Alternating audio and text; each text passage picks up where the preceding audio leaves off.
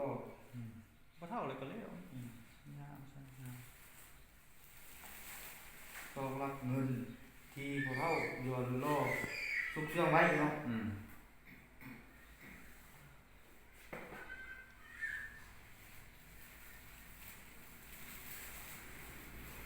ไม่เห็นอะไรเราซองเลยเราไปเห็นกระเป๋าเลย เห็นที่ใส่กระเจอยู่เนาะเงินสดลงไว้เห็นที่ใส่กระเจอยู่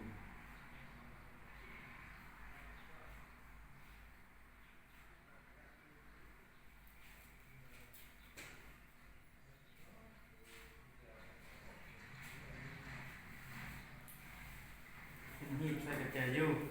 แล้วเรามีลูกกระเจลูกนึงเนี่ยแล้วเราเอาลูกกระเจของเราไปขายลองบนโบได้หีบใส่กระเจอยู่เราได้เอาลูกกระเจของเราไปขายบ่ได้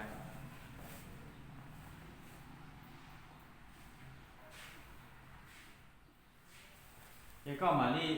ลองครับเราจะกระเจว่าเลยเกียร์เจ้าหมกที่เนาะ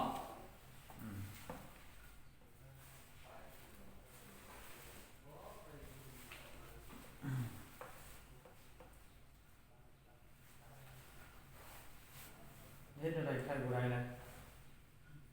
ขายบ่ได้แล้วเราจึงมาเอากระเจอันกระเจรวมกันเข้าไว้ในเวลานี้ได้ออกจากช่วงมาเอากระเจเนาะ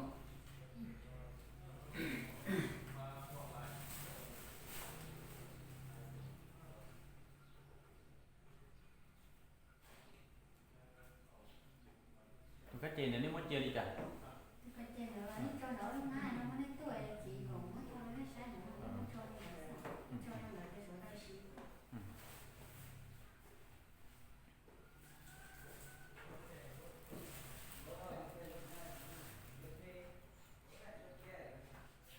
เอากระเจอยู่กันเลยกระเจนั่นแหละเขาเจ้ามีถงน้อยๆถงนึงเนาะเป็นถงเป็นลักษณะกระเจรวมนะแล้วพวกเราขายแล้วเรามาซุกใส่นะกระเจอยู่ทงน้อยห้อยอยู่ก่อนเลยห้อยไว้บัดห้อยอยู่บนนอนห้อยอยู่บนนอนเลยนะห้อยอยู่กองบนนอนกองเตียงกองบนนอนแล้วก็มีลักนี่เนาะแล้วก็ห้อยอยู่ลำหลังนะที่ว่าลักเกิดอยู่เตียงนอนติดลักเตียงนอนอยู่ทงน้อยเนาะ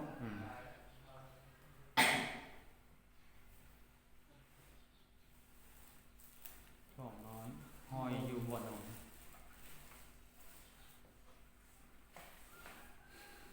เป็นกระเจรวมกระเจอยู่ทงน้อยอยู่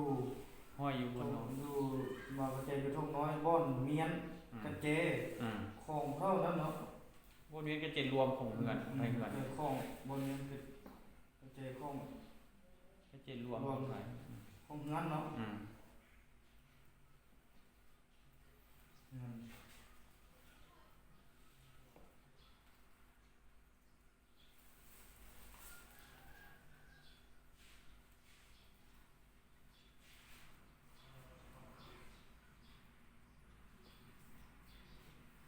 ในหลังนี้จะเอาลูกกระเจไปไข่